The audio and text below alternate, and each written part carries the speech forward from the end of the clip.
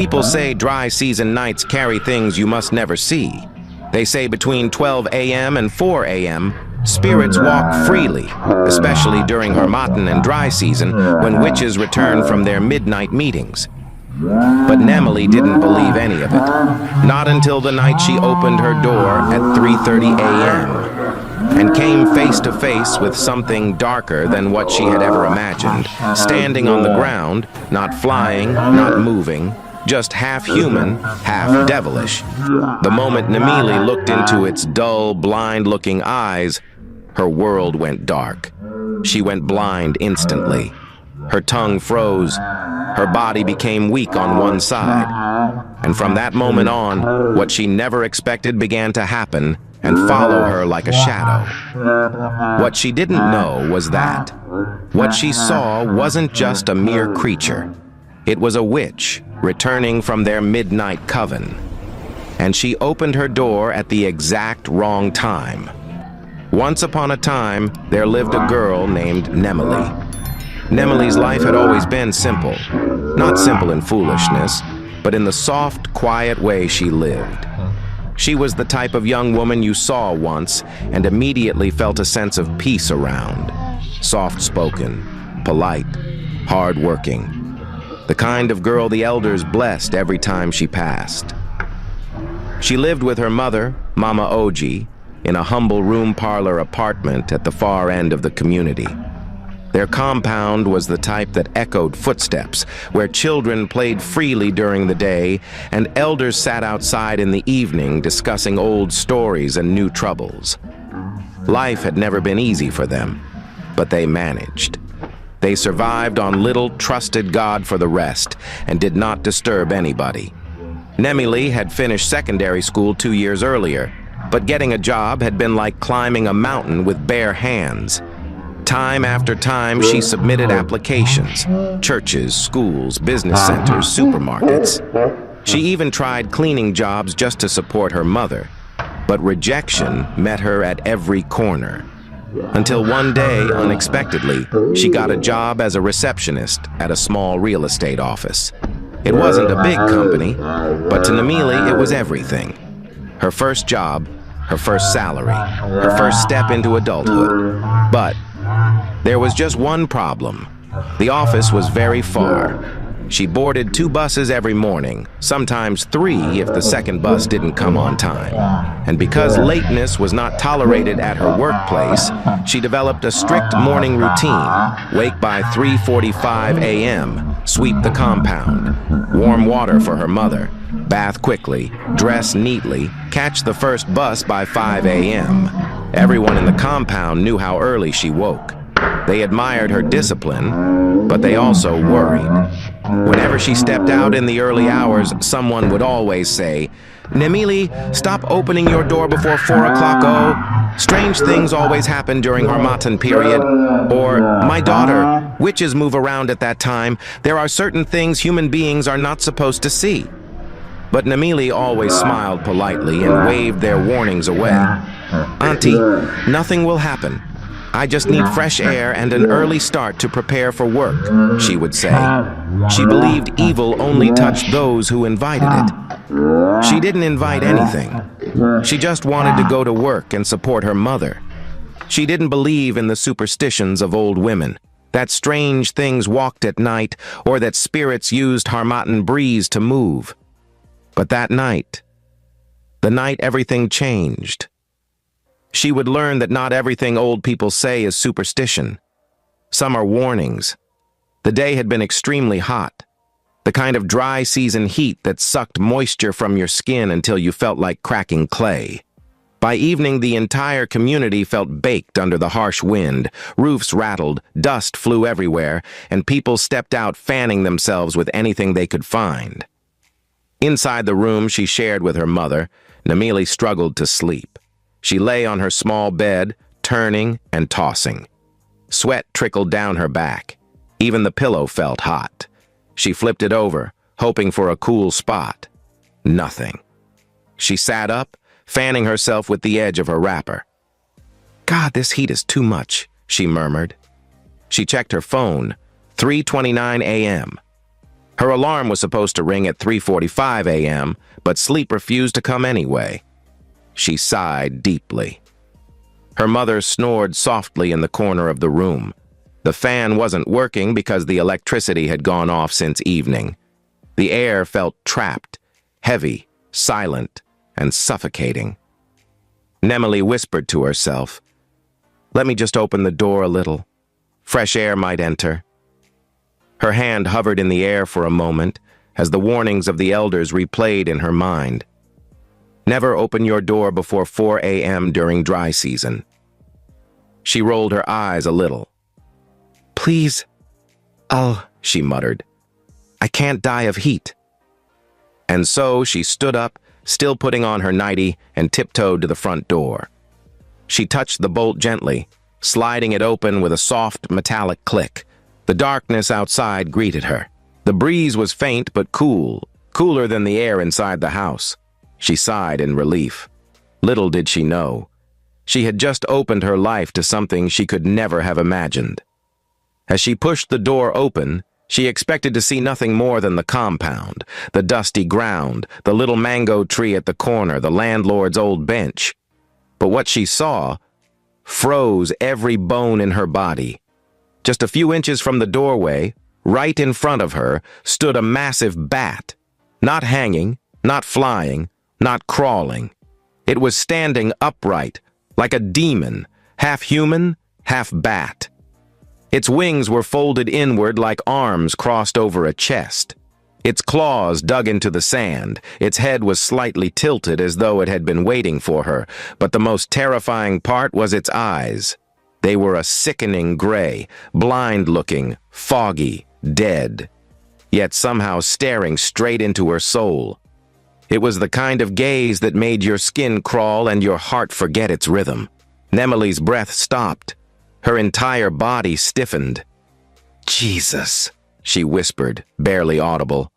As if responding to her voice, the bat lifted its head slowly, unnaturally slow, like a creature stretching its neck after a long journey.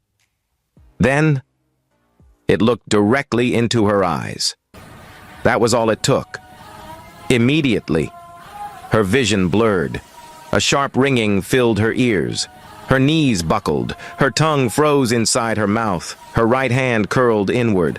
A cold wave shot through the left side of her body. Darkness rushed over her sight like someone pulling a cloth over her face. She tried to shout. She tried to blink. She tried to move. Nothing. Her body collapsed backward onto the floor with a soft, helpless thud. Her nightie twisted around her legs. Her fingers twitched once, then stopped.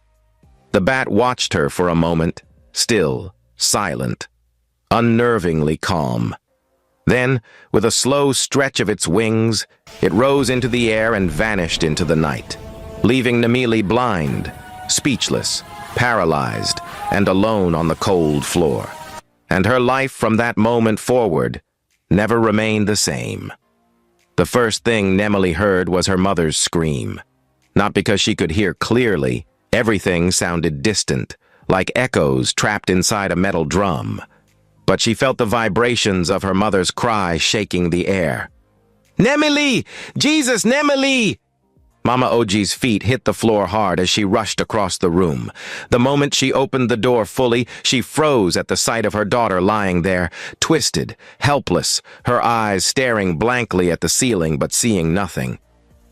"Nemily, talk to me! Nemily, what happened to you?" Nemily couldn't respond. Her tongue felt like stone. Her throat felt locked. Her eyes saw only darkness. Her mother's trembling hands cupped her cheeks. "Who did this to you? My child, what is it? Talk to me." But Nemily remained silent. Not by choice, but by force. Her right hand was curled awkwardly against her body, stiff like wood. Her left side tingled with numbness. She tried to blink, but even her eyelids barely obeyed. Her mother panicked. Neighbors rushed out with lamps and phone lights, surrounding Nemily's limp body. What happened? When did she fall? She opened door at this time? "Jehovah, this is dry season O." Voices overlapped, But Mama Oji heard nothing except the pounding of her own heartbeat. "Help me carry her. Please, I beg you. Let's take her to the hospital." Two men lifted Nemily gently, but her weak groan sent shivers through everyone. At the hospital, doctors moved around confused. They ran tests, blood work, scans, neurological checks. Everything came back normal. "Medically, nothing is wrong with her," one of the doctors said. Mama Oji snapped. "Are you telling me this is nothing? Can't you see my daughter?" The doctor sighed helplessly. "Perhaps. She fainted from stress or heat. She will be fine soon." But she wasn't, because that night was only the beginning of her misfortune. 3 days after returning home, things worsened. On the first night, around 12:47 a.m., Nemily began screaming, a long, heart-piercing cry that raised every goosebump in the compound. She screamed until her mother rushed in and held her tightly. "What is it? My child, what is it?"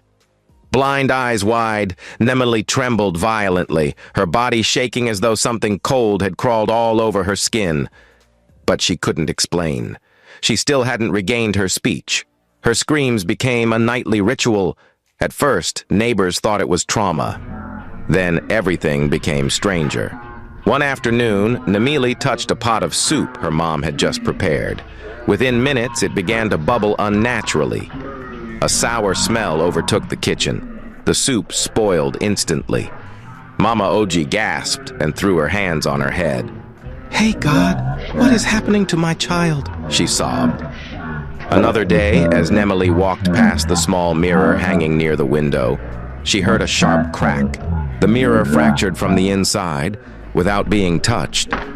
Neighbors who came to visit went home whispering. I felt a cold breeze around her. Like a shadow passed beside me. Some visitors murmured. Some fled in fear. Some refused to return. But the worst day came when the office called. Because of her sudden disappearance from work, they tried to reach her multiple times, unaware of her condition. Her mother answered the call with shaky hands. "Madam, we are sorry, but we can't keep the position empty anymore." And that was it. The job she had prayed for, worked for, and cherished was gone. Mama Oji cried into the phone. She begged, she explained, she tried everything, but fate had already turned its back. Meanwhile, Nemily's own dreams became nightmares. She saw bats, dozens of them, circling her in a large, dark space that felt like a forest without trees, an open field without sky. Voices whispered her name. "Nemily, Nemily." They sounded inhuman, deep, hollow, like they were calling her from inside a cave. Sometimes she saw a shadowy figure among them, the shape of a woman, tall and thin, her limbs too long, walking barefoot like an animal. Each time Nemily woke, her bed shook violently, her chest heaving. Her mother would run in and hold her. "Who is chasing you? What did you see? What happened that night?" But Nemily couldn't speak. All she could do was cry and tremble. By the end of the second week, the community no longer saw Nemily as normal. They saw her as spiritually affected. Whispers began spreading from compound to compound. Something is following her. She opened her door during witch hour. It must be spiritual. Only God knows what she saw. And in every whisper, fear lived. One morning, after another night of screaming, a neighbor entered quietly, knelt beside Mama Oji and whispered, "Go and call Mama Inzu. She sees beyond this world. Your daughter's matter is no longer ordinary." The moment she said that, Mama Oji's heart clenched. She had avoided going spiritual, but now she had no choice. Mama Inzu did not live far, just few compounds away. She was old but strong, with a presence that made silence fall whenever she walked into a room. People said her eyes saw behind the world, that she could sense things others couldn't. When she entered the small room where Nemily lay blind and trembling, She didn't greet anyone. She just stood at the doorway, breathing softly, staring. Then she whispered, "Who opened this door at 3:30 a.m.? The room went still. Mama Oji broke into tears immediately. "It was my daughter," she said, voice cracking. She couldn't sleep. The heat was too much. She just wanted small breeze. Mama Enzu closed her eyes for a moment, inhaled sharply, and exhaled slowly. Then she nodded. She walked slowly toward Nemili and sat beside her. Nemili flinched. She could feel her presence. The old woman placed her palm gently on Nemili's forehead. "Her blindness is not ordinary," she murmured. She raised her head and looked at everyone watching. Dry season is the time witches walk freely. The heat helps them move. The wind carries their scent. And between midnight and 4 a.m., they return from their coven. She pointed at the doorway. That is the path they use. Mama Oji covered her mouth in horror. The elder continued. "You see?" She drew closer to Nemili. "Witch bats sometimes disguise themselves as ordinary bats, but they do not act like normal animals. They walk on the ground. They stand like humans.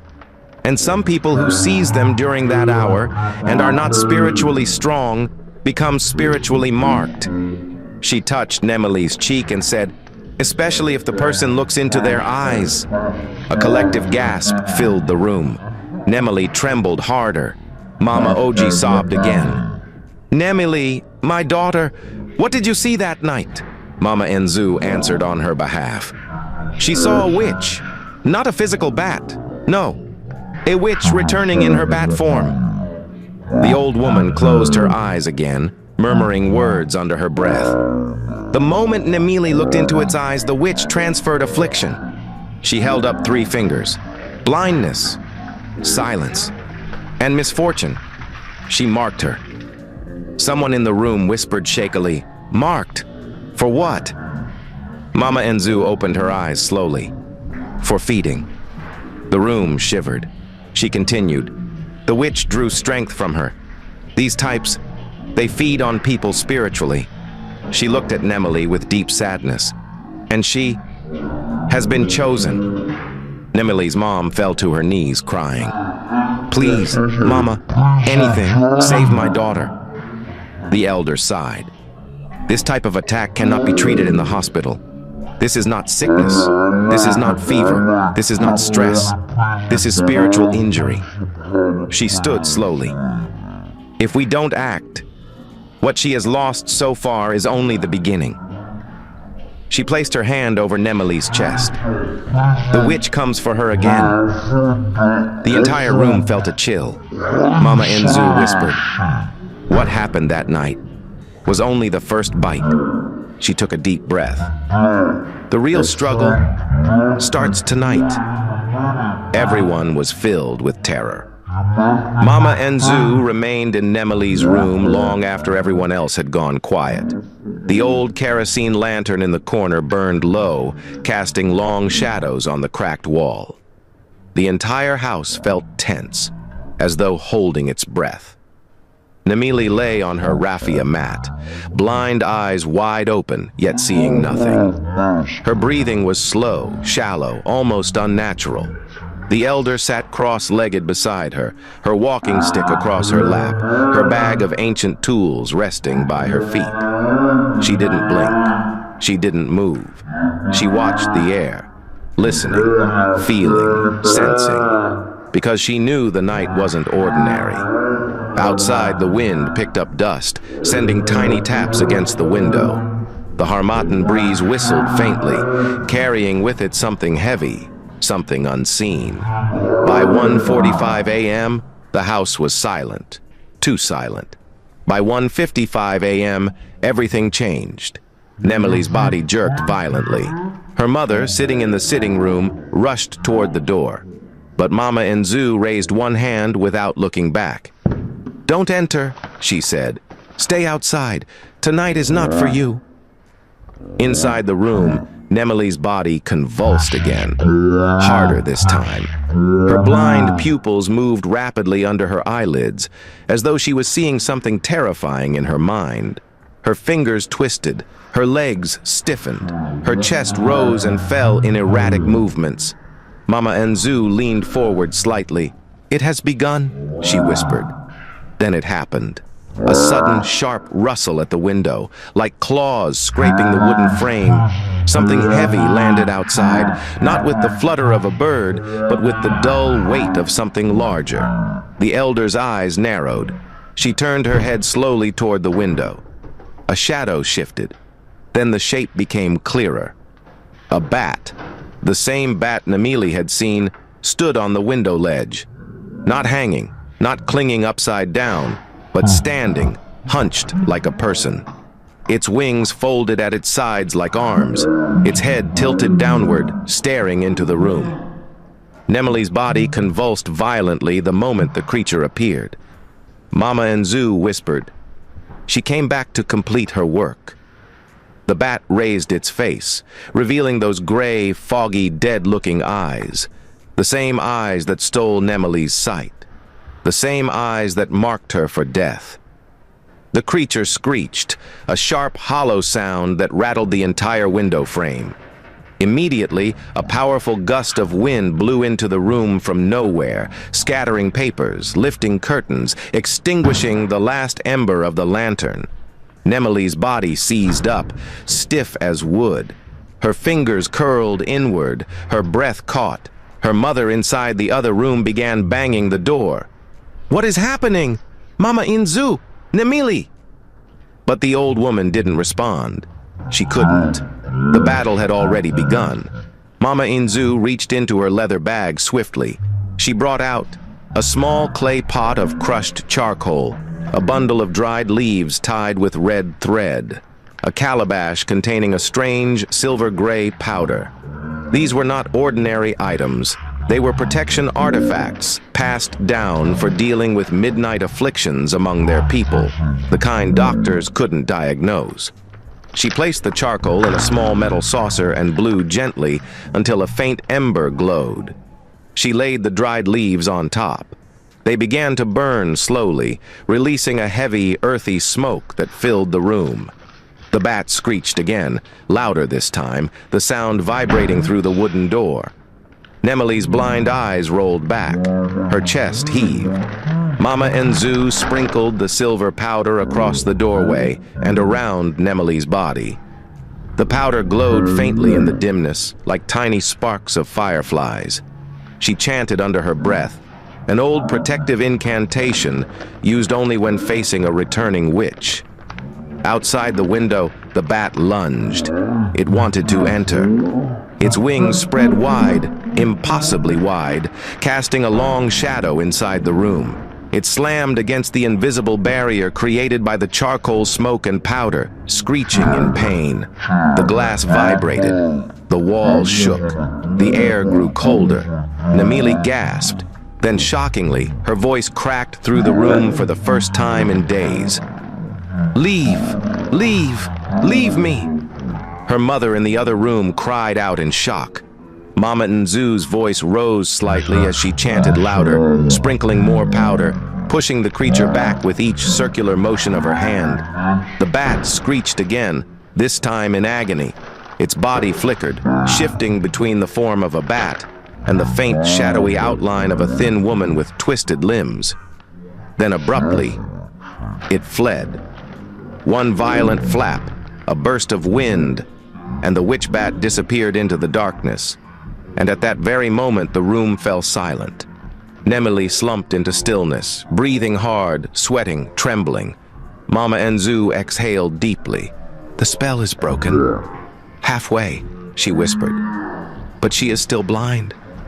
Her voice was calm, but her eyes were sharp with warning. "This battle is not finished." She wasted no time. She turned to Nemele's trembling mother.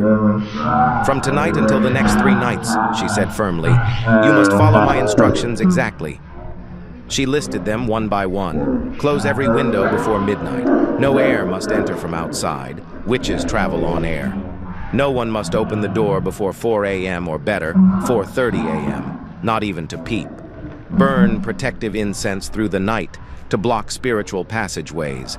Keep Nemili indoors until sunrise. Witches draw power before dawn. Mama Oji nodded through tears. We will do everything. Please save my daughter. That night began the cleansing. Mama Enzu placed Nemili in the center of the room. She drew a protective circle around her using white chalk. Not symbolic, but spiritual. She burned herbs that produced a thick, scented smoke meant to block negative energy. Throughout the first night, nothing happened. Nemili slept like a stone, but the elder did not. She watched the corners of the room closely, alert to any shift in the air. The second night, the wind outside roared, and the roof trembled. But the witch never appeared. Mama Inzu smiled slightly. She is weakening. The third night, the night everything ended, arrived. The room was dim, lit only by the orange glow of burning herbs. Nemili lay still within the chalk circle, her breathing slow but peaceful. The elder sprinkled the silver powder once more, circling her with deliberate motions. Her chants grew slow and rhythmic, echoing softly through the small room. At 3:10 a.m., the air changed again. A strange chill swept through the house. The kerosene lantern flickered violently. Mama Oji clutched her wrapper. Mama, something is coming. The elder nodded, eyes never leaving Nemili. Yes, she doesn't want to let go. Then, thud! Something hit the roof, hard. Everyone jumped. A second thud shook the ceiling, followed by a scraping sound, like claws dragging across tin sheets. The chickens in the backyard scattered in terror. Nemili's mom, Mama Oji, gripped the doorframe. Mama Enzu, what is that? The old woman responded calmly. It is her. This is the last battle. The roof creaked. Dust fell from the ceiling. Then, a violent crash echoed outside beside the house. Everyone rushed toward the back door, but the elder held out her staff. Do not open any door until I say so. They waited, breathless. After a long moment, Mama Inzu finally gestured. Open it. Nemili's mom pushed the door gently, and everyone froze at the sight of what they were seeing. Outside, lying by the wall, was the bat.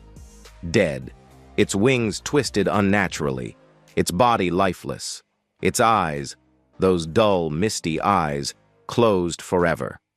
The elder stepped closer, tapping the creature with her staff. When the witch dies in the spirit, she said softly, their physical form follows. She turned to Nemili's mother. It is finished. But that wasn't all. Inside the house, something miraculous was happening. Instantly, Nemili's blind eyes fluttered. She blinked, once, twice. Then she sat up suddenly, gasping. Mama! Mama, I can see! She screamed. Mama Oji ran to her daughter, falling to her knees, sobbing and laughing at the same time. My child! Jesus! My child can see! Nemili stretched her fingers. Her hand was no longer stiff. She moved her legs. The paralysis had vanished. She spoke again, clearly. Mama, it's over. I can see you. Mama Enzu stood at the doorway, silent but satisfied. The mark is broken, she said. For the first time in many nights, the house was quiet. No strange winds, no whispers, no shadows moving across the walls, no cold breeze creeping past the windows. It was as if the darkness that had been following Nemili finally lost its way. She saw the world again, the sky, the dusty street, the mango tree at the corner, the small children chasing themselves barefoot. Everything felt like a miracle. Her mother, Mama Oji, watched her closely, as if she still feared that blinking might snatch the moment away. It wasn't just Nemili's eyes that opened. Her voice had returned fully. Her strength was back. Her touch no longer spoiled food. Mirrors no longer cracked when she walked past. The heaviness she once carried like an unseen chain had lifted. she was whole again. But the aftermath of her ordeal didn't remain hidden. By noon, the entire community had heard the story. Neighbors who once whispered behind their doors now rushed to see her. Some brought food, some came with tears, some touched her clothes as if confirming she was truly alive. Her story had shaken everyone, the young, the old, and even the unbelievers who always dismissed spiritual warnings. One of the elders stood and said, "We were warned by our fathers. Dry season is not a season to be careless. Spirits return from their journeys before dawn. Witches move before their bodies join their shadows. That child was lucky. It could have been anyone else." Another pointed at the sky, slowly darkening. "From today, nobody opens their door before 4 a.m. Not even to pick something outside, not even to greet fresh air. We must protect our homes." Everyone murmured their agreement. No one wanted to encounter what Nemily saw. As for Nemily, recovery took time. Slow, quiet, gentle time. Her dreams became normal again. The nightmares stopped. No more bats flying around her mind. No more voices calling her name from the dark. She slept peacefully, real sleep, for the first time in over a week. Her appetite returned. Her laughter returned. Her spirit, once drained, grew bright again. But her life wasn't exactly the same. She became more cautious, more sensitive, more aware of the hours between night and dawn. Even after her healing, Nemily refused to sleep with the curtains open. She refused to walk outside before sunrise. Sometimes, she still shivered when a shadow passed by her window. But Mama Nzu reassured her. "You are safe now. The witch that marked you is gone. She cannot return." Her journey ended the moment her body hit the earth that night. Still, the lesson lingered. One evening, as Nemily sat outside with her mother, a small group of neighborhood children passed by singing, "Do not open door before 4. That is when the witches go. Spirits walk till morning's light. Hide yourselves from cursed sight." Nemily listened, half smiling, half remembering. Her mother nudged her gently. "You see? Your story has become a warning for others." Nemily sighed softly. "If it will save someone else," she said, "then maybe everything I went through was not in vain." Mama Oji squeezed her daughter's hand. "My child, life teaches hard lessons, but it also guides us. You survived what many never do." Nemily nodded. She knew she was lucky. Lucky to have survived an encounter meant to blind her forever, steal her destiny, or worse, claim her life. The bat wasn't just an animal, it was a returning witch, one that could have taken her life, but she had something that many victims did not, a mother who never gave up, a community willing to fight, and an elder who understood the ancient world. Weeks passed. She returned to herself completely. Her job reached out and told her she could return anytime she was ready. She slowly regained her confidence. Her beauty, once overshadowed by sickness, came alive again. Her movements were steady, her laughter filled the house. But one thing never changed. She never, ever opened her door before 4 a.m. again. And the community? They kept their rule too. Even during the cool seasons that followed, even when years passed, even when people forgot the details of the story, because some things are not worth testing. "Let sleeping spirits pass," Mama Nzu always said. "Not every shadow is just a shadow. Not every creature is what it looks like. Not every night is safe." People listened. They still do. And every dry season, when the Harmattan breeze stiffens the air and the nights turn eerie and quiet, no door opens before 4 a.m. ever again. Because after what happened to Nemily, nobody wants to look into the eyes of something not meant for human sight. Moral of this story. Besties, this story opens our eyes to know that not every creature you see at night is ordinary. What looks small may carry a spirit older than your ancestors. Dry season carries spiritual traffic you must avoid. Between midnight and 4 a.m., doors are gateways. Once opened, you cannot always control what enters. Some doors, once opened, invite things you cannot see. Some shadows move with purpose. Some footsteps do not belong to humans. Darkness has its own path, and you must never cross it if you're not strong to face it. Now tell me, have you ever heard stories about witches moving at night randomly or during dry season? Do you know anyone who has faced a strange or unexplainable midnight encounter like Nemely? After hearing this story, would you ever open your door before 4 a.m. again? And do you believe animals, like bats, cats, owls, can be used as disguises by supernatural beings? Drop your thoughts in the comments. And don't forget to like, share, and subscribe to African Tales by Imade for more chilling, mysterious, and spiritually eye-opening stories with real-life lessons that are also inspiring like this. See you in the next one.